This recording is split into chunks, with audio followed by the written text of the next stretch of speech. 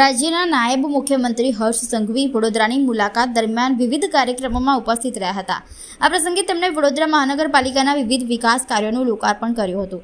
કાર્યક્રમ દરમિયાન મુખ્ય દંડક બાલકૃષ્ણ શુક્લ, મહિલા અને બાળ કલ્યાણ વિકાસ મંત્રી મનીષાબેન વકીલ, ધારાસભ્યો, મ્યુનિસિપલ કમિશનર, મેયર અને ડેપ્યુટી મેયર સહિતના મહાનુભાવો હાજર રહ્યા હતા.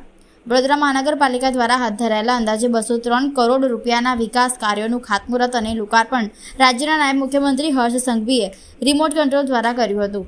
આ વિકાસ કાર્યોમાં વિવિધ લોકોપયોગી પ્રોજેક્ટ્સનો સમાવેશ થાય છે. આ પ્રસંગે હર્ષ સંઘવીએ ટીમ વડોદરા અને મહાનગરપાલિકા દ્વારા કરવામાં આવેલી કામગીરીની પ્રશંસા કરી હતી. સાથે જ તેમણે સ્વચ્છતા ક્ષેત્રે વધુ સારી કામગીરી કરીને વડોદરાને દેશમાં સર્વોચ્ચ ક્રમાંક મેળવવા માટે પ્રયત્ન કરવા અનુરોધ કર્યો હતો.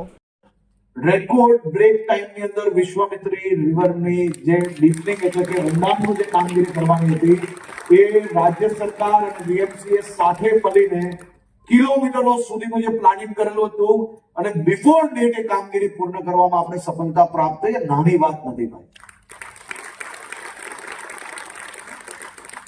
એ વિશ્વામિત્રી ને જે આપણે ઊંડાણ જે કર્યું છે આપણે શહેરમાં કે કોઈ જોવા ગયું છે કે નથી ગયું?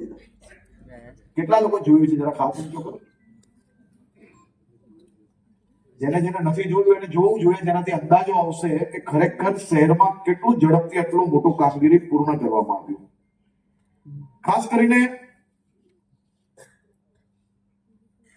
આજના આ આટલા મહત્વના પ્રોજેક્ટ જોડે આ શહેરમાં આ વિસ્તારની અંદર દેશની ખૂબ મોટા પાયે યુનિવર્સિટીઓનું જે નામ છે એમાંની અનેક યુનિવર્સિટી એ વડોદરા શહેર અને જિલ્લામાં આવી છે. હવે એ યુનિવર્સિટી થકી આવનારા દિવસોમાં રાજ્યમાં આવતી ઓપોર્ચ્યુનિટીઝ,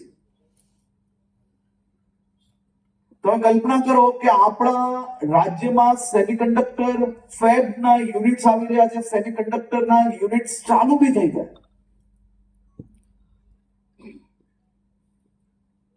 અને આ જે કોલેજીસ ને યુનિવર્સિટીઝ છે તેની જોડે મળીને આપણે આ નવી ઓપોર્ચ્યુનિટીઝ માટેના કોર્સિસ જે ચાલુ કરાવી રહ્યા છે તે થકી આ વિસ્તારના યુવાનોને આવનારા દિવસોમાં ખૂબ મોટી ઓપોર્ચ્યુનિટીઝ પ્રાપ્ત થવાની છે.